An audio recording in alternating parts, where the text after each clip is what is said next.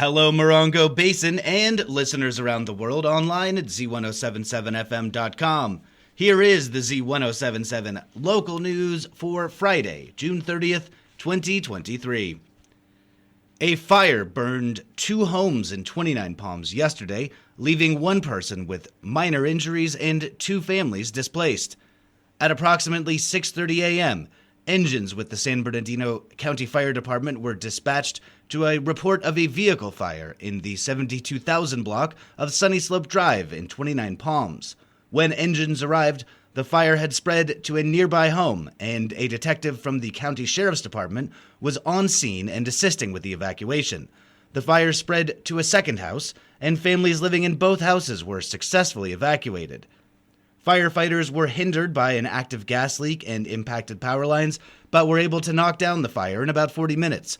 The 2 homes, 2 passenger vehicles, and 2 motorcycles were heavily damaged. 1 person was suffering from minor injuries related to smoke inhalation and transported to a medical facility.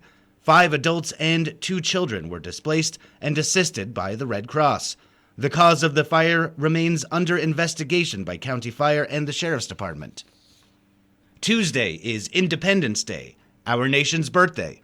With a look at 4th of July events in the high desert, here's Robert Hayden. Celebrate Independence Day at the Tortoise Rock Casino, where rising country music star Blaine Howard will be playing a free show at an event featuring food trucks, drinks, giveaways, and fun for the whole family.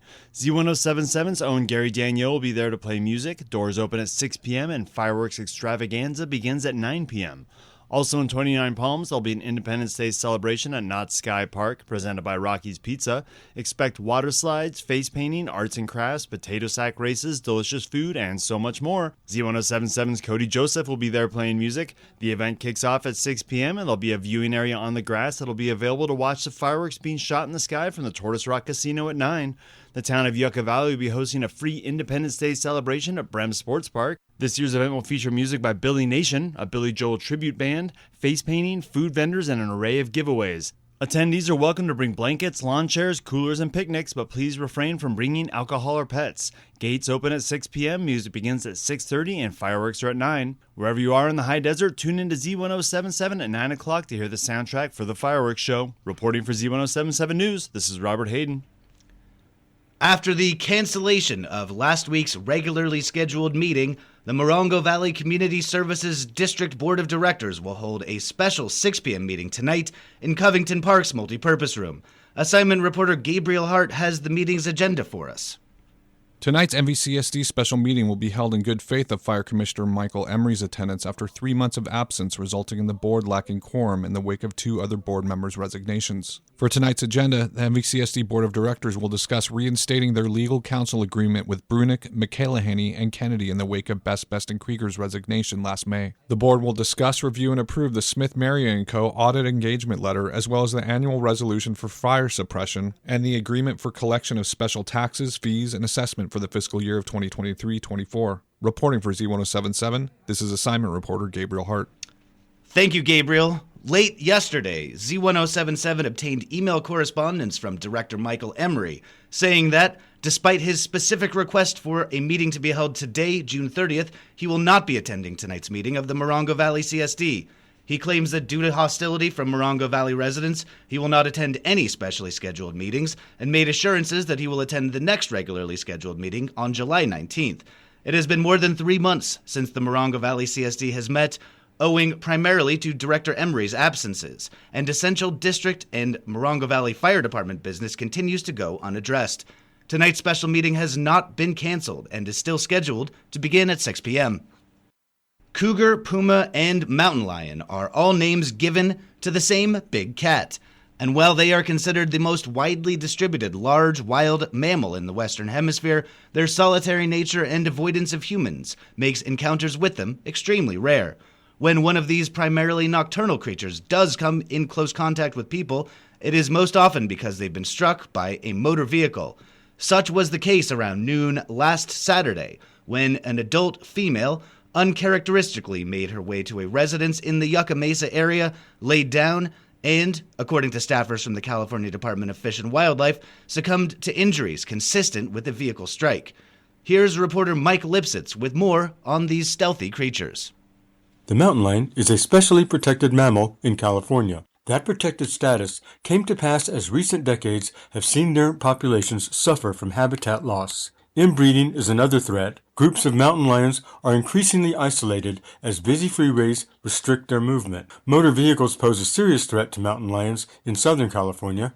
Habitat loss compounds the problem. They are solitary animals that require wide areas in which to hunt, mate, and thrive. Another threat comes in the form of rodent poison. Rodenticides work their way up the food chain and into these large cats. A National Park Service UCLA joint study showed that nearly 90% of Southern California's cougars have traces of rat poison in their systems. And while sightings are rare, Morongo Basin features a major wildlife corridor or habitat linkage that runs through our communities, linking Joshua Tree National Park, the Marine Air Ground Combat Center, the Pioneer Town Preserve, and on to the Sand to Snow National Monument. This web of interconnected linkages enriches our area, provides a literal path to biodiversity for wildlife such as pumas, bobcats, bears, and other mammals, and supports our desert ecosystem in numerous ways. Reporting for Z107.7 News, this is Mike Lipsitz.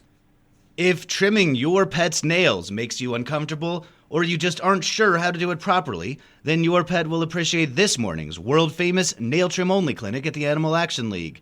Unlike the weekday clinics that offer fixing, vaccines, and microchipping, today's clinic is strictly limited to perfecting your pet's paws by trimming down those claws. The clinic runs from 10 a.m. to 2 p.m. at the Animal Action League's main office at 62762 29 Palms Highway. They reserve the right to refuse service based on the temperament of the pet or their owner. Morongo Unified School District Superintendent Dr. Patricio Vargas was the guest on last Friday's Up Close show with Gary Daigneault, where they discussed how Morongo Unified keeps up with technological advancements and the controversial utilization of artificial intelligence in the classroom. Assignment reporter Gabriel Hart rejoins us with a recap from this timely conversation.